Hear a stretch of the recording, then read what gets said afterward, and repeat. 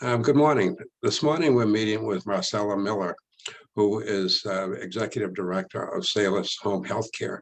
And Marcella has had a lot of experience with families in distress and with emotional issues of putting families into care, and then hit between the eyes with the cost of what care is. Marcella, explain some of the experiences you've had when you've with the clients who come to you.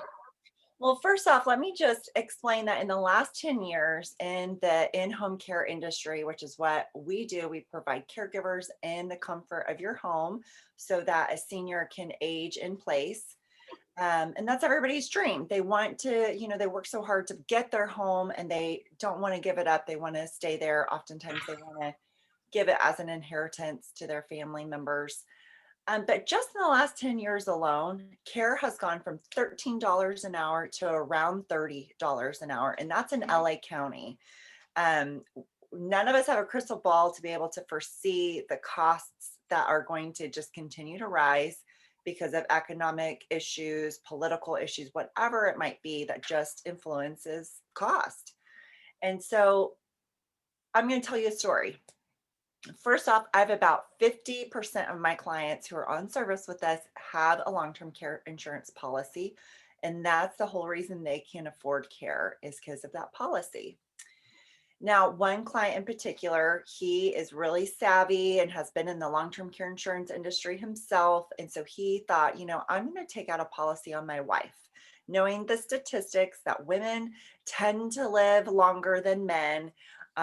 He took out a really robust policy on her. Well, it ends up that she has now a very severe form of dementia.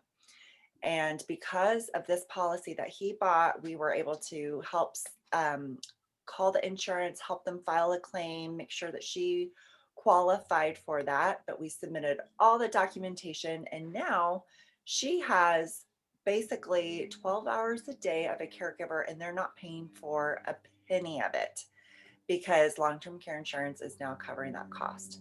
And it's a huge financial blessing to their family because he's still living. They're in their 70s. Actually, the wife's really young. So this has been a huge blessing to them to be able to continue their lives in their home.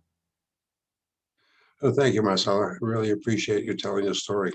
There's a lot of people out there who will eventually have the light bulb go off and realize that they have to plan for this. Aging is not for sissies, and people do need to be prepared. Thank you again. My pleasure. Thanks for having me. Bye-bye.